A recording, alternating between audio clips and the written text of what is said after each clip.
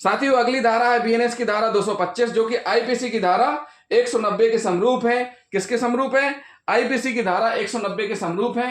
लोक सेवक से संरक्षा के लिए आवेदन करने से विरत रहने के लिए किसी व्यक्ति को उत्प्रेरित करने के लिए क्षति की धमकी। इसमें फिर से समझिए, इसमें क्या कह रही है धारा? लोक सेवक से संरक्षा के लिए आवेदन करने से विरत रहने के लिए किसी व्यक्ति को उत्प्रेरित करने के लिए क्षति की धमकी।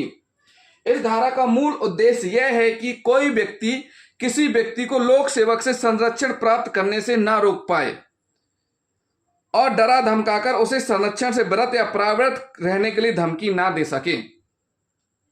इसमें स्पष्ट किया गया है कि अगर कोई व्यक्ति लोक सेवक से संरक्षण प्राप्त करना चाह रहा है तो उसको धमकी दी जा रही है ताकि वह संरक्षण ना प्राप्त कर सके। तो इस धारा का यही उद्देश्य है कि कोई व्यक्ति किसी व्यक्ति को लोक सेवक से संरक्षण प्राप्त करने से ना रोक पाए और डरा धमकाकर उसे संरक्षण से विरत या परावृत रहने के लिए धमकी ना दे सके।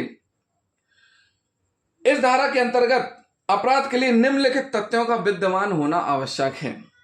पहला, अभियुक्त द्वारा धमकी दी गई हो। पहली स्थिति क्या है? अभियुक्त द्वारा धमकी दी गई हो। दूसरी क्या है? ऐसी धमकी क्षति कारित करने के आशय से दी गई हो। ऐसी धमकी क्षति पहुंचाने के आशय से की गई हो।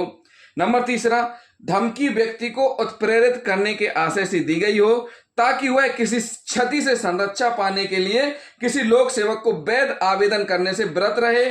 तथा चौथा, लोक सेवक ऐसी संरक्षा देने के लिए सशक्त हो।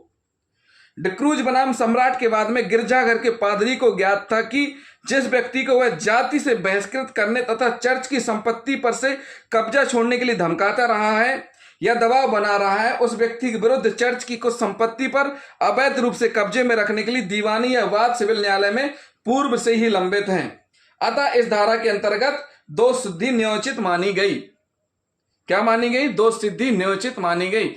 तो साथियों इसमें स्पष्ट कर दिया गया है कि कोई व्यक्ति जो लोक सेवक से संरक्षण प्राप्त करना चाह रहा है और लोक सेवक वह संरक्षण देने के लिए सशक्त हो तो उस व्यक्ति को डराना धमकाना और इस प्रकार से डराना धमकाना कि अगर उसने संरक्षण प्राप्त करने की कोशिश की तो उसकी क्षति कारित की जाएगी।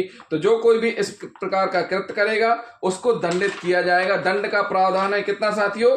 1 वर्ष तक का कारावास, जुर्माना दोनों से दंडित किया जाएगा। 1 वर्ष तक का कारावास, जुर्माना और दोनों से दंडित किया जाएगा।